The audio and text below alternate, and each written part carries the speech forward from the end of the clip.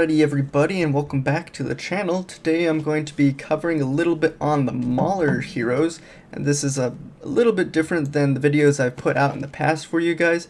But with the upcoming, we have two new Maulers coming. I wanted to start covering the Mauler faction in advance in preparation for the two new heroes that will be joining us here. So there are separated into sections. You have the S heroes and then you have the A heroes.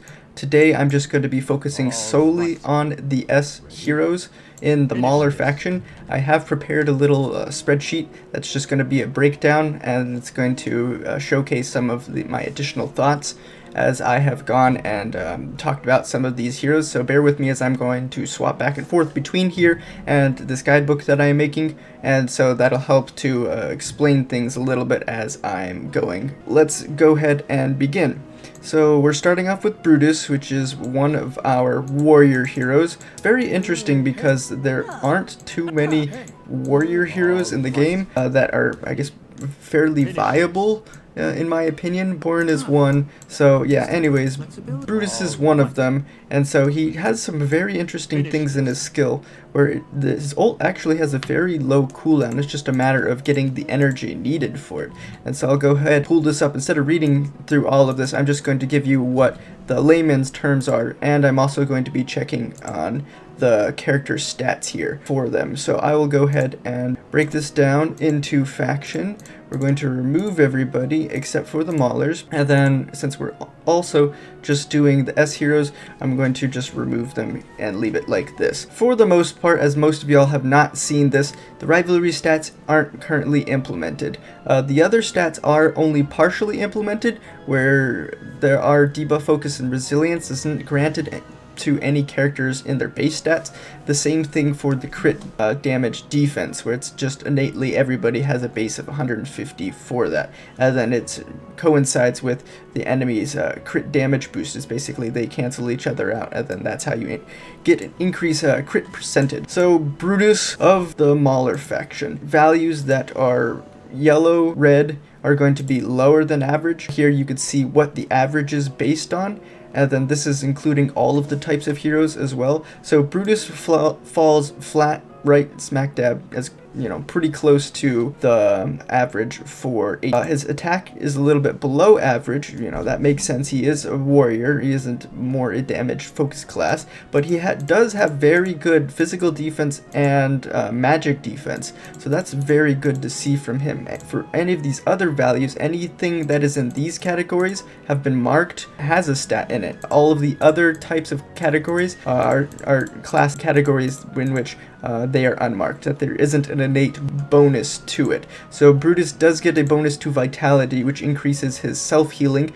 Brutus doesn't have any sort of shields in his kit either, so the life drain as well, the innate life drain, we'll come back to that. I wrote a note on this. And he also has a lower than average crit resist. This is one of the few categories where almost every character has an innate base crit resist. Then no additional defenses here. Fairly straightforward, I guess. His kit isn't too confusing, and I'll just go ahead and swap here so we can see it. To sum things up, I've based everything off of their level 240 stats, which is inside of this guidebook here, which is where I'm basing all of this information. So all of these numbers that you see here increases damage to 140% of his attack. I've taken these numbers and calculated it, so if every character were to be fighting each other at 240%, this is what their stats would look like. So everything is based off of that.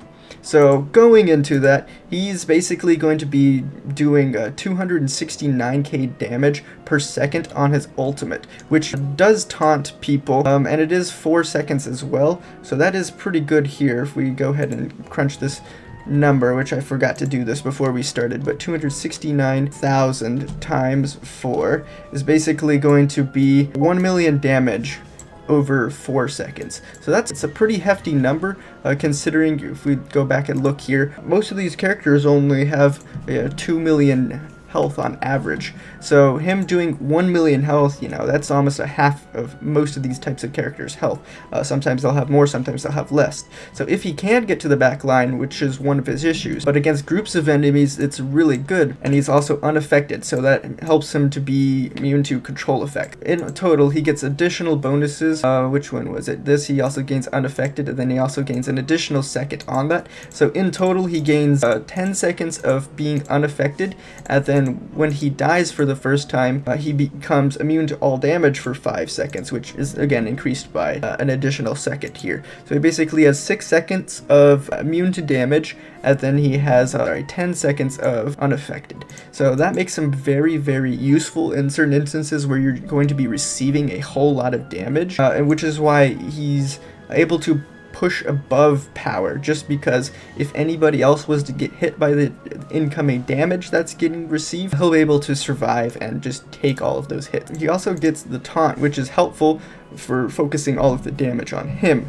His skill 1 gives him an additional 1.5 seconds of taunt, and then it also is decreasing everyone's, in that small AoE, it's an additional 30% physical defense, but it's only within 2 tiles, but that's still fairly good, especially if you start him off in the front line and the enemy is also in the front line. Typically, they aren't going to move so much. You'll have a 1 tile difference, so you should be able to reach most of the enemy backline with this skill, and especially if you're able to knock them away or group them up. That's a very good pairing with him. Then the other one we've already talked about, but I wanted to focus more on his life drain and his percent attack. So this is also very good as well, because it further increases the amount of damage that can be done and received here. So before, when I calculated it, it was basically 1 million damage, but if we were to increase the amount and say 269,000 times 1.3, and then we were to times that by the 4 seconds,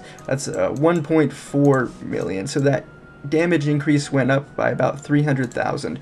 That is a fairly significant amount of damage that could be outputted for this. So when he is getting his passive going, so we'll go ahead and move on, he gets an additional life drain during his battle, and then he gets additional life drain during his ultimate. So when he's life draining off of that, we'll go ahead and look at, I guess I need to cover this one as well. Okay, so he's basically, if you look at his passive stats, he's gaining 16 life drain from that. He's gaining an additional 35 life drain from his skill 2, which is this one. But then he's also gaining an additional 30% life drain from his EX weapon. And then plus his base stats is basically giving him either 56 or 91% life drain. And life drain is every point of life drain restores HP equal to 1% of the actual healing. So if he's doing 100k damage, he's healing back for 96k healing. And this is important because, as we saw on his ultimate, so if he's dealing 1 million damage on his ultimate over 4 seconds, he's healing back for almost 1 million. So it is a fairly significant amount,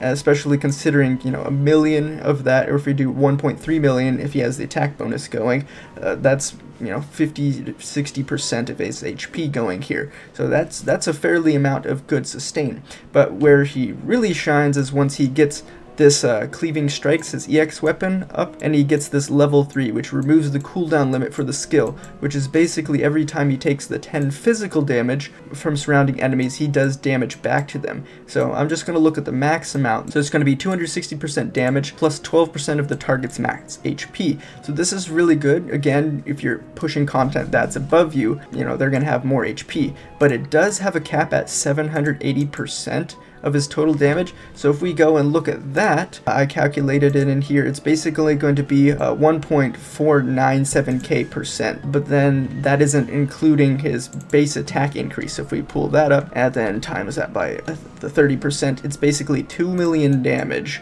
that he's able to do against enemies. So at level, you know, that's going to almost one-shot most of these characters that are going to be 2 million damage. You know, it's going to kill a Reese here. It might kill a Smokey just in a single spin. So that's why he's really good at battling things while under power. When battling things at power, the damage decrease, or the amount of damage that he's doing, is of course less.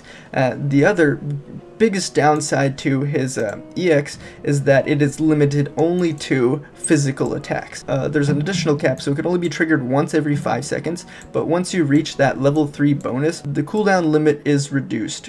to 0. So it could cast it as many times as he can, and so in some instances where he's receiving so much damage, he's gaining a ton of energy, and he has his immunity going here, Indomitable, and he's basically just ulting repeatedly. And so you'll see this most often in the PvE enemies you're facing, the enemies that you're facing, and not necessarily that your Brutus is able to do the same thing. But still, that's a fairly huge amount of damage output that can be done from a warrior. We'll go ahead and say that's good for Brutus and move on to the next. So I'm just going to intercede and add a couple of final remarks here. Brutus works very well from the base copy, just because he already starts off with the Indomitable, which allows him to defy death once he's received that fatal amount of damage for 5 seconds. So even from the base copy, he's extremely good.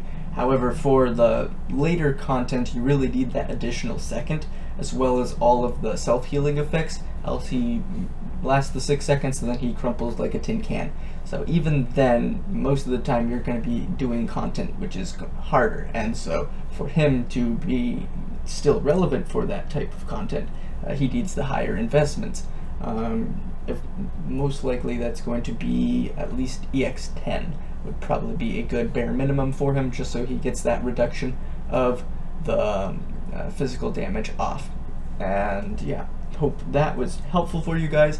I will continue on in the next video, which will be the following day. I'm planning to try to upload one of these videos every day up until the update drops, and that way, you know, there's going to be quite a bit of content ready for these guys. So hopefully you guys enjoyed the video and it was very informative and not just the usual, hey, I'm just going to read over all of the skills, which seems to be more prevalent today, but it's reading and explaining on why the skills are useful and the way that they actually work. So give me that like and subscribe, and we'll catch you all in the next one.